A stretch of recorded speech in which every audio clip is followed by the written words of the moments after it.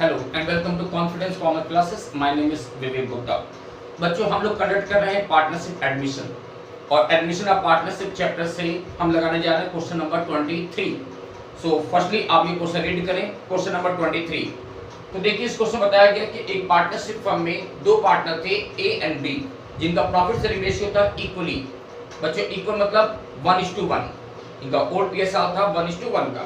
Okay, they admit C into partnership, C paying only ₹1,000 for premium out of his share of premium of ₹1,800 for 1/4 share of profits। समझिए बच्चों, question बता रहा है कि देखिए mister सी को गुडविल के रूप में लेकर आना चाहिए था ₹1,800। उसके शेयर की गुडविल कितनी बनती है? ₹1,800। उसको ₹1,800 गुडविल के रूप में लेकर आना चाहिए था, लेकिन एक्चुअली वो गुडविल के रूप में कितना लेकर आया? केवल ₹1,000 लेकर आना चाहिए था। 1800 लेकर आया कितना? 1000। इसका मतलब 800 रुपए से उसकी गुडविल अमाउंट शॉर्ट कर रही है और उसका प्रॉफिट पर शेयर कितना है? 1/4 का। Okay, goodwill account appears in the book at ₹6,000। तो सब बता रहा बच्चों कि जिस टाइम सी ने एडमिशन लिया उस टाइम फर्म में पहले से गुडविल एग्जिस्ट था। फर्म की बुक ऑफ अकाउंट में पहले से गुडविल एग्जिस्ट थी 6,000 रुपीज से, जिसको कि मुझे राइट ऑफ करना होगा।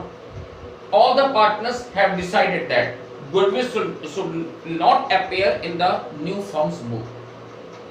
आपको फर्म के बुक में जनरली पास करना है।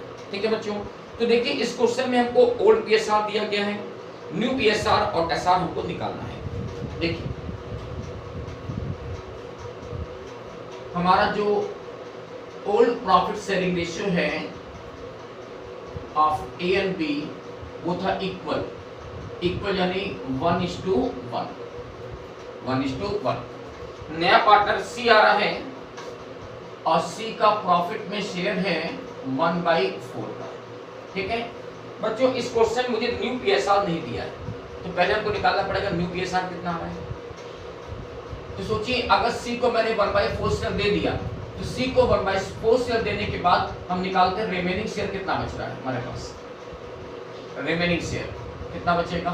तो 1 में से 1/4 माइनस किया तो रिमेनिंग शेयर कितना हुआ? 3/4 का, जो कि ए और बी में बटेगा। कैसे? 1:1 के पार्ट में। तो अब हम कह सकते हैं कि ए का न्यू शेयर कितना हो जाएगा? तो 3/4 का ए का पोर्शन कितना है? 1/2। तो बच्चों ए का न्यू शेयर हो जाएगा 3/8। सेम बी का भी न्यू शेयर 3/4 में हाफ कर लीजिए तो 3/8 बी का भी न्यू शेयर आ गया। ठीक है, सो फाइनली हमारा जो न्यू पीएसआर बनेगा ऑफ ए बी सी वो कितना होगा? तो ए का आया 3/8, बी का भी आया है 3/8 और सी का पोर्शन में 1/4। तो एलसीएम 8, तो ये बनता है 3:3:2। तो बच्चों न्यू पीएसआर कितना बना? 3:3:2 का। ओके, अब ध्यान से सुनना बच्चों, मैंने पहले भी किसी क्वेश्चन में आपसे कहा था ना कि अगर मैंने न्यू पीएसआर रिमेनिंग वाले कॉन्सेप्ट से निकाला है तो ऐसे क्वेश्चन में फिर मुझे एसआर निकालने की जरूरत नहीं पड़ती।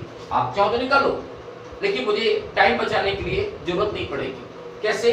कि मुझे पता है कि एसआर वही होगा जो कि हमारा ओल्ड पीएसआर होता है, यानी एसआर कितना होगा? 1:1 का। लेकिन याद रखना, ऐसा हर क्वेश्चन नहीं होगा, केवल उसी क्वेश्चन में जहां पर आपने न्यू पीएसआर निकाला है रिमेनिंग के कॉन्सेप्ट से, रिमेनिंग शेयर के कॉन्सेप्ट से, तो वहां पर एसआर नहीं होता है जितना मेरा ओल्ड पीएसआर होता है। ठीक है, तो मेरा एसआर कितना होगा? 1:1 का। अब देखना बच्चों, इस क्वेश्चन में बताया कि मिस्टर सी गुडविल के रूप में लेकर आया केवल 1000, जबकि उसको लाना कितना चाहिए था? 1800 रुपीज। तो पहले जितनी गुडविल वो लेकर आया उसको लाने के लिए पास करो।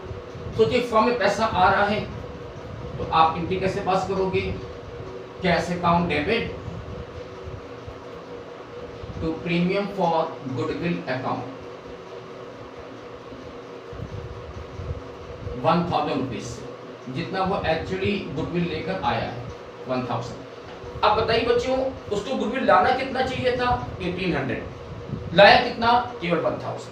तो 800 की गुडविल शॉर्ट कर गई, जिसके लिए मुझे एडजस्टमेंट ही पास करना है।